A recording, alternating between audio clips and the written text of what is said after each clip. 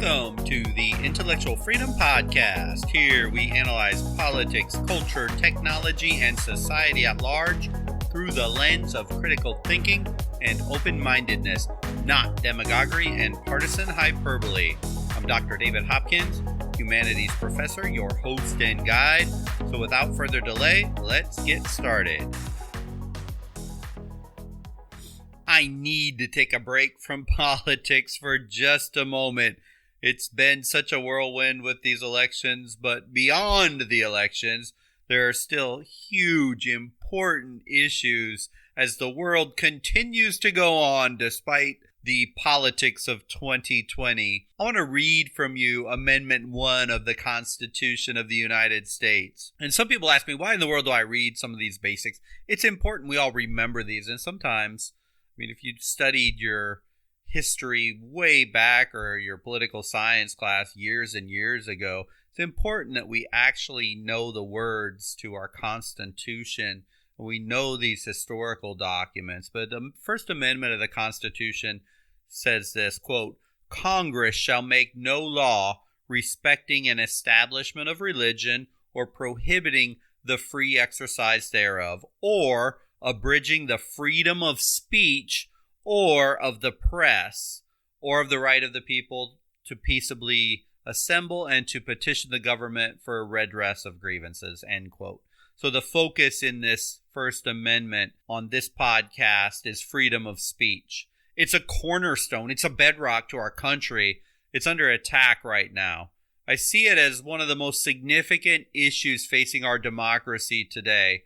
Social media is the catalyst this time for the problem. A couple examples of this. The Atlantic publishes this scathing, unverified story that Donald Trump thinks veterans are suckers and losers and didn't attend a World War I memorial service because he didn't want to get his hair messed up in the rain.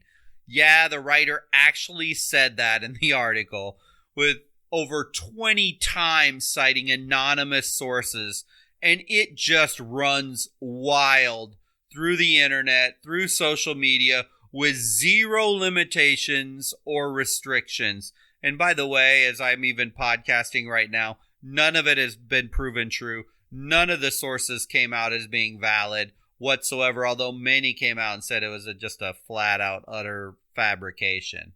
Likewise, the New York Post, they published an equally questionable report, at least at the time of publication, about how Hunter Biden dropped off a laptop at a mom-and-pop shop repair store. He just decided to never show up and pick it up.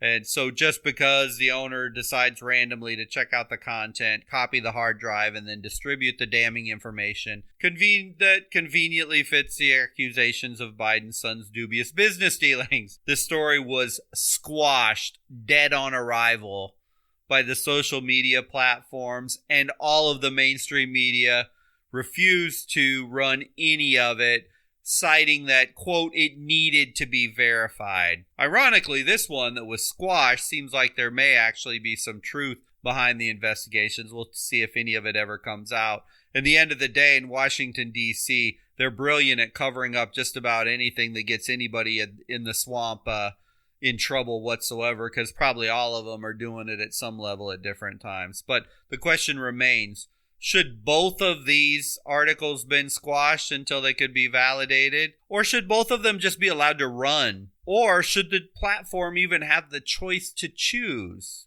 Can social media effectively and honestly police itself to be fair and impartial? This is a very, very important question for all of us to answer. Democracy requires freedom of speech to work properly, and this is at stake.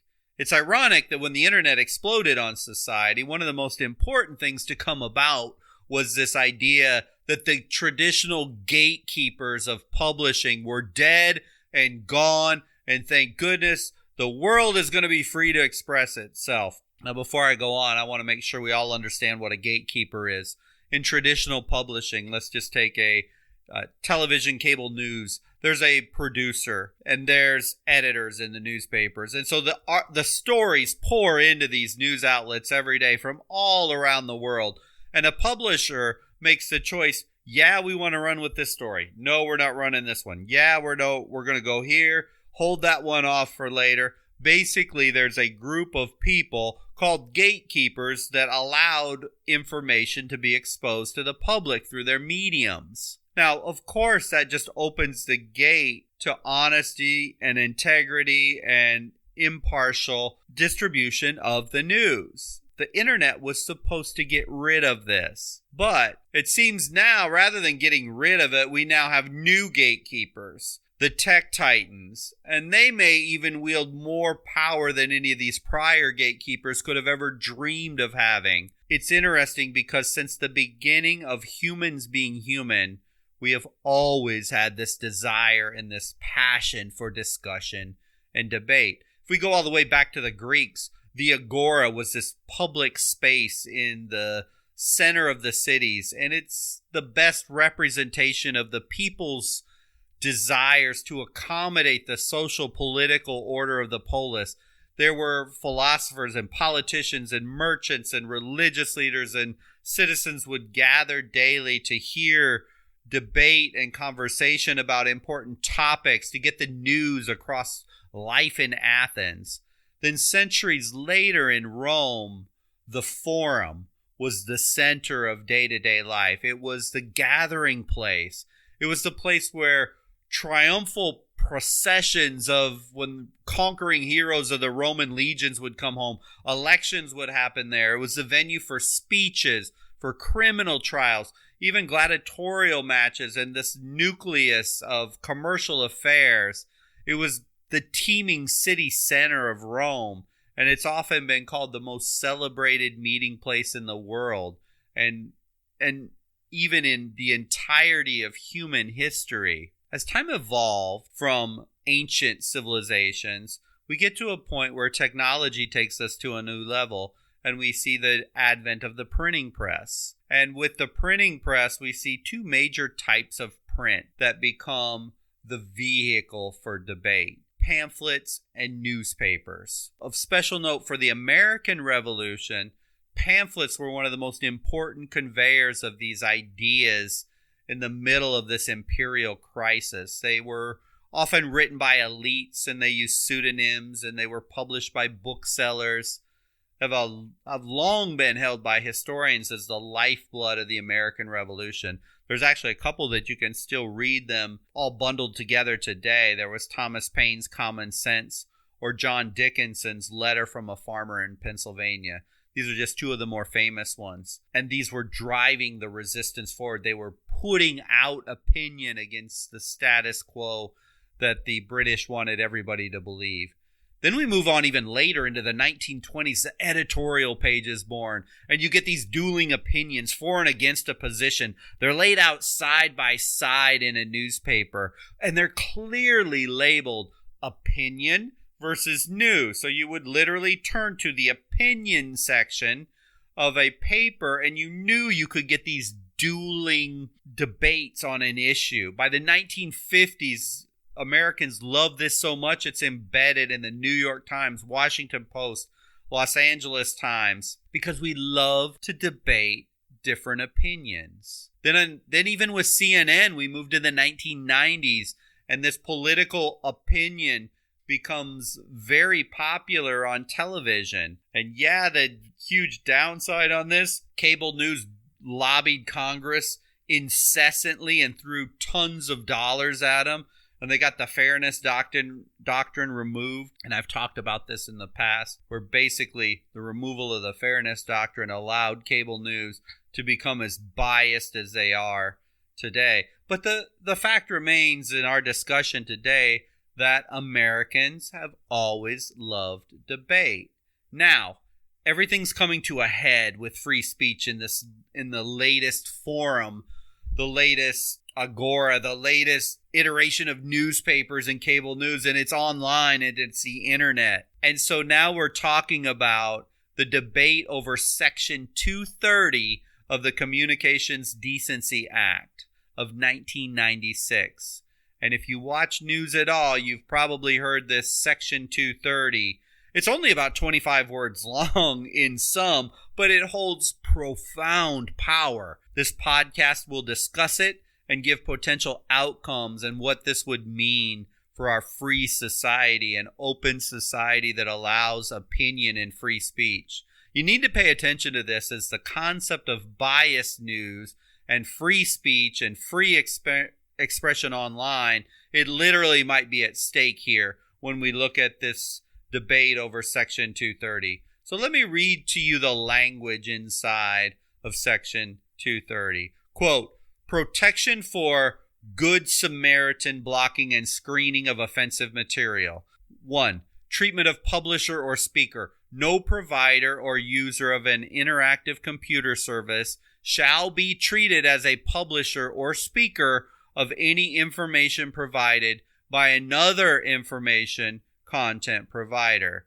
Part 2. Civil liability. No provider or user of an interactive computer service shall be held liable of any action voluntarily taken in good faith to restrict to or availability of material that the provider or user considers to be obscene, lewd, lascivious, filthy, excessively violent, harassing, or otherwise objectionable, whether or not such material is constitutionally protected. It's part 2 of the Good Samaritan rule that you need to have your antenna up really strong for, because the key words on there, which I'm going to discuss further, shall not be held liable. So, and then it continues on, any action taken to enable or make available to information content providers or others the technical means to restrict access to material described in paragraph 1. So at its core, 230C1 provides immunity from liability for providers and users of interactive computer service who publish information provided by third-party users. That's Twitter, that's Facebook, that's Instagram, that's all your social media providers. They cannot be sued. They cannot be held liable for content. The key part here is no provider or user of an interactive computer service shall be treated as a publisher or speaker, meaning they're not liable. They just cannot be sued. It's as if they were a utility. You can't sue Facebook any more than you could sue your internet service provider that runs the cable into your home for providing internet. So you can't go to Verizon or T-Mobile or whoever your cable company is and sue them because you happen to see questionable content online. The social media giants have that same immunity. So this statute further provides Good Samaritan protection from civil liability for operators for moderating in the removal or moderation of third-party material they deem obscene or offensive. Notice here what they put in here, that they are given the right by Congress, by the federal law, to moderate third-party content. The problem in that is, can we trust these companies to moderate in good faith?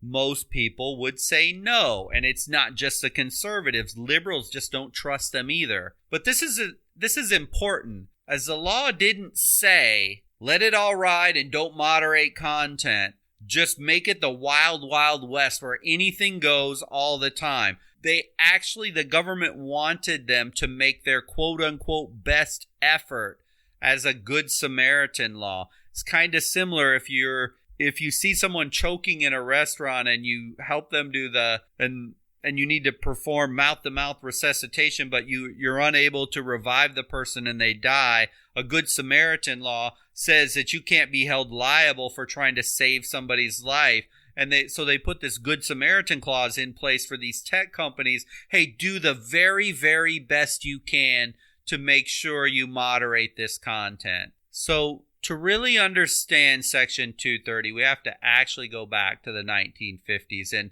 it happened in Los Angeles, and there was this ordinance in the city of LA that if you have obscene material in your bookstore, you can literally be held criminally liable. That was in place in the 1950s. So what happens is a vice officer sees an erotic book that he believes is obscene on the shelves of this bookstore, and Eleazar Smith, he owned this store. He's prosecuted, and they actually throw him in jail for 30 days. This case ultimately gets appealed all the way up to the Supreme Court, and what the Supreme Court said kind of lays the groundwork as to what's going to come later on in this. And basically they say there's absolutely no way that a distributor like this bookstore owner can literally read every single page of every book inside of his store. It's just not viable. And if you're just a distributor but you're not a publisher and you're not a content creator, you can't be held liable for every page inside of every single book. So let's move forward then. We get to the early days of the internet. We're now looking at the 1990s. And we see how this fairness doctrine is going to become more and more ingrained. And we look at two providers, CompuServe and Prodigy. They both took totally different tact as what the internet is and whether they should or should not monitor their internet. So CompuServe basically said, this is the wild, wild west. We're not going to moderate anything. Whatever you put on there and whatever you consume and whatever you look at, that's your business, not ours. But then Prodigy takes another tack. They go the exact opposite way, and they say, hey, what you put through our platform, we're going to have moderators, and we're going to prohibit bad stuff from being online. And of course, they're both, not surprisingly, sued for defamation based on third-party content. And CompuServe's lawsuit is just dismissed outright. The judge says, well, CompuServe it basically told you they're just a newsstand. They're just a bookstore. They're not a content producer. They're not an editor. They're just the vehicle for people to access content. The court rules that Prodigy, on the other hand, they don't get the same immunity. Since they actually stepped in and said they were going to moderate content, Prodigy's liable because they decided to take more like an editor stance or a producer stance. And so that's what really triggered this idea of Section 230. And for Congress, the motivator was that it really didn't want these platforms to be purely neutral conduits. Congress actually wanted monitoring. It wanted the platforms to moderate content. And this even got brought to a head even further after the Oklahoma City bombing in 1995. And there's an individual who is being harassed because he happened to own a merchandise store that got tied into the Oklahoma City bombing.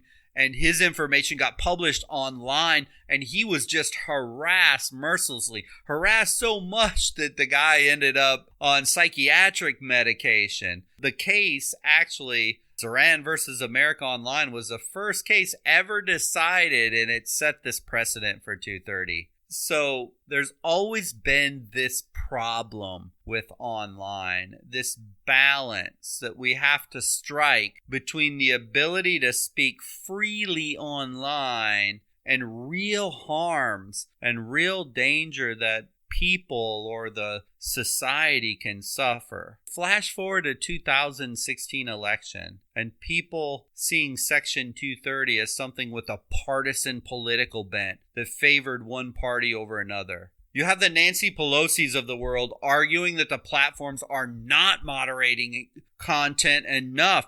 Look at all these conservative views of these outrageous things. The Russians are getting on there.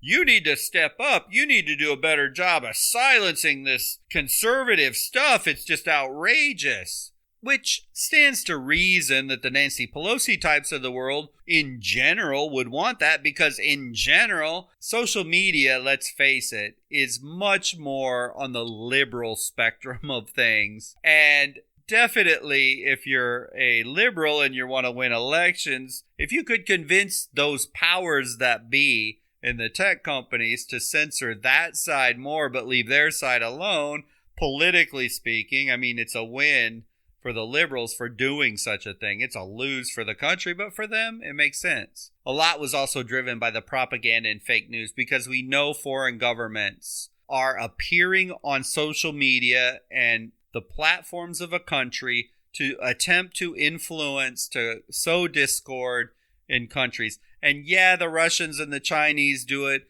but the U.S. does it in other instances as well. It's just kind of a tactic that's been out there. But then if we flip to the other side, and the conservative side, there's the Ted Cruzes and the Josh Hawleys of the world that are arguing that the tech titans, they're moderating things way too much. They step up their moderation efforts only when they're going after conservative voices, but they just turn their shoulder the other way on their bias towards any liberal slant that might be wrong. And so, although it's hard to have empathy or sympathy for the tech titans, especially our social media giants, because I think in general, they're probably more destructive than constructive in society, yet they're in a really tough place because they're getting it from both sides constantly. You have the liberals saying, moderate your platforms more and silence those conservative voices. And on the other side, it's don't moderate. On the conservative side, they're screaming at the tech titans, you need to stop moderating. You're not allowing free speech to get through. So right now, these social media companies are stuck in this vice grip in the middle. As usually happens when governments attempt to fix something, it ends up in a worse place. Sorry for the cynicism, but the more government programs and interventions, usually the worse off we all become in the long run. But I digress on that. So Section 230 was intended to protect free expression on the internet by shielding these internet companies from liability for much of the content their users post on their platforms, and granting companies legal immunity for good faith efforts to remove content. On the surface, 230 seems like a good thing because it is allowing these platforms to continue to provide a service. If they didn't have that liability protection, they would be sued out of business. There's probably they would face so many lawsuits instantaneously. They wouldn't even know how to even come close to defending them all. But the problem on the other side of the coin is this: good faith efforts. What a wonderfully vague and obscure term to give the tech titans to moderate content unbiased. Good faith efforts. Something you just can't even sink your teeth into this very easily. And it gives the tech companies such incredible latitude in how they operate that they can pretty much end up becoming this biased platform whereby the Atlantic article is allowed to flow through because it's just scathing to Trump, but the other article is just shot dead on arrival and doesn't even barely move. And so it is a problem when the government tells a private entity good faith efforts. That happened with the Fairness Doctrine and the cable companies when they lobbied like heck, and all the politicians just bent over there and just took their cash and let them moderate themselves. How well has that worked out for us? How unbiased in their good faith efforts is CNN or Fox News or MSNBC? In the end, it's actually kind of funny to even dream that we can have these tech companies go ahead and moderate themselves. To expect better from the social media giants was, pretty naive at best, and utter incompetence or ignorance at its worst by the politicians. Or maybe, like when the Fairness Doctrine was established, the tech giants have just been paying off so well the politicians crafting the laws. It's more just simply more of the prostitution of the political class than anything else. Who knows exactly what caused it, but let's face it, Section 230, it's not working. So what are we to do? Should we keep it as it is? The First Amendment protects every private enterprise's ability to set and enforce rules for acceptable content on their services? Or should we change it? Should we get rid of it? Section 230 is just too broad. It's giving these internet companies way too many protections. It allows them to get way too powerful, and that's not what the intent of the statute was. It's an incredibly important question for all of us in this country. If Section 230 stays as is, we remain on the path we're on right now. Internet companies keeping their immunity and kind of sort of play the monitoring game, and they pretend to hold the face that they're not biased to the best of their ability. They're doing what they can, which means they're going to keep on saying they're impartial while their actions actually say the opposite. If this happens, I can foreshadow eventually a conservative Facebook and the regular Facebook, or a conservative Twitter versus regular Twitter. Just as the right now we have conservative cable news and liberal cable news, this would do nothing positive but breed more tribalism, less meaningful discussion, and it would drive this wedge deeper and deeper between the two sides. Or, as I podcasted earlier, if Section 230 stays as is, I can foresee where free speech literally goes underground in America. That would be so sad. And we begin to see utilization of the dark web as the only bastion where people could go and express their feelings openly and honestly and share things and ideas. But on the other hand, if Section 230 goes away and social media truly becomes just a neutral platform, on the positive side, you wouldn't have any more shadow banning, you wouldn't have any more censoring, you wouldn't have any more deplatforming. The gatekeeping role would be completely chopped out of the equation by the social media giants. These are all theoretically positive and wonderful solutions, but also there'd be some negative sides here, because if nobody's monitoring the content, people could be doxxed, harassed. I can imagine the language and the hatred and the nastiness would reach all new levels. Fake news, false news narratives, and foreign government disinformation, it would grow even more prominent in sowing discord as this becomes the wild, wild west. So, which is better? I suppose if I had to choose personally, I would say make the social media a platform and take away Section 230 protections. They actually claim to be platforms in their marketing material, that they are a fair and honest broker of information, and they are just there to provide the ability to share things.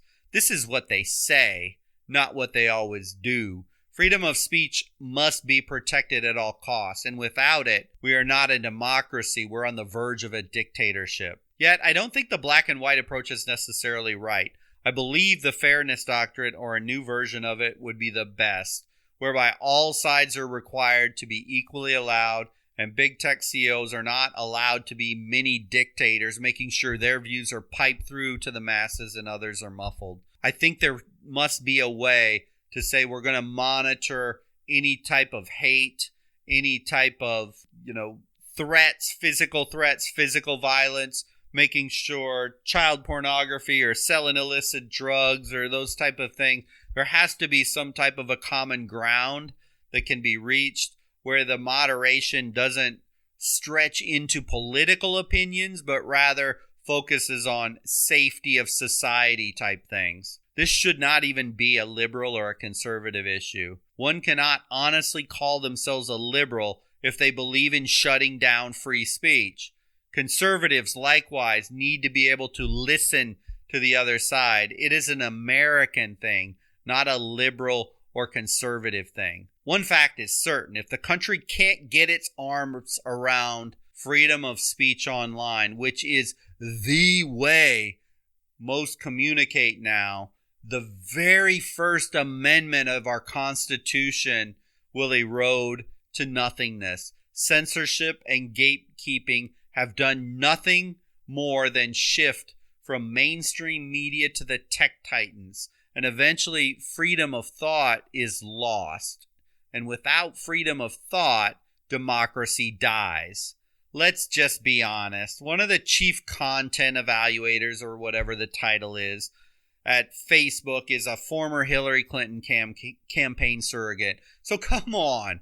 Do we really think decisions made at Facebook right now are unbiased? Maybe it will be a slow and painful decline to a socialist, fascist, or communist dictatorship if we lose the thought that freedom of speech and freedom of expression is absolutely vital. Or maybe it could be a very rapid change, as change today seems to occur incredibly quicker than in prior generations, but you can be guaranteed if only one perspective is allowed and differing opinions are squashed and left unheard, then one opinion is allowed to dominate as chosen by the tech titans.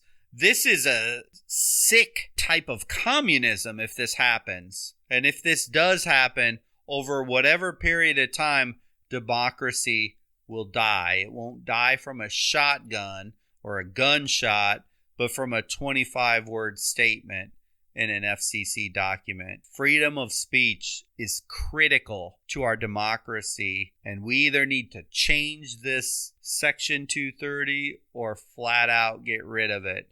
There is no perfect solution to this answer, but something has to be done because what we're doing right now is just simply not working. Thank you for listening to the podcast today. I hope you found value in this topic. Section 230, a seemingly boring topic, has profound implications for the entire nation. In this world that is just dominated by social media, democracy only works and exists when different opinions are allowed to flourish. We can never forget this, regardless of our political leanings. Remember, I generally publish new episodes every Monday and Wednesday, so if you click like or follow, you'll be alerted when new episodes come available. Until the next episode, I hope you have a wonderful week.